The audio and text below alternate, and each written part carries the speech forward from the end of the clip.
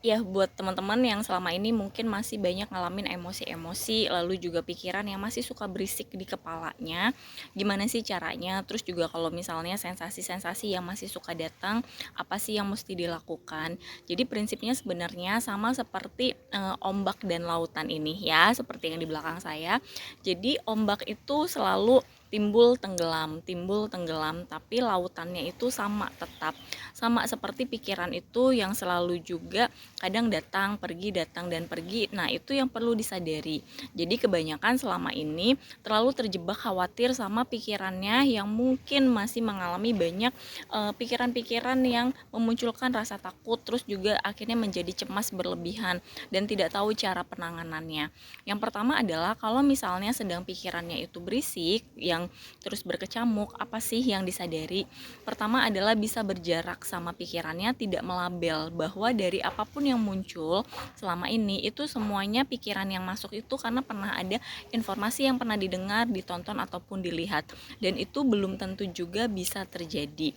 Kalau misalnya itu terjadi karena ada emosi atensi yang mendasarinya. Jadi emosi dan atensinya itu juga perlu teman-teman sadari. Yang perlu kita kenali adalah untuk mengakui dulu emosi-emosi apa sih yang benar-benar lagi dialami total saat itu. Kalau misalnya lagi ngalamin rasanya nggak enak nih, cemas ataupun takut seperti itu, tidak melabel aduh aduh kenapa nih kenapa nih kenapa nih, dan itu akhirnya makin menjadi-jadi.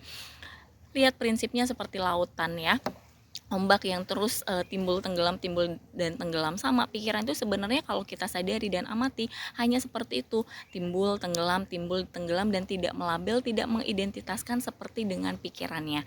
Nah, gimana caranya? Latihan untuk bisa tetap tenang. Teman-teman bisa mulai dengan latihan paling dasar adalah dengan menyadari dan mengamati pikirannya, mulai dengan menyadari dan mengamati nafasnya, karena di situ adalah dasarnya. Saat kita sudah terbiasa dengan nafas yang dalam, rileks dan sederhana, otomatis dengan dasar itu teman-teman akan bisa jauh lebih mudah berjarak dengan pikirannya. Karena kalau misalnya kita mau kontrol apapun yang hadir dan muncul itu semuanya tergantung dari rasa. Jadi rasamu adalah yang sebenarnya terpancar.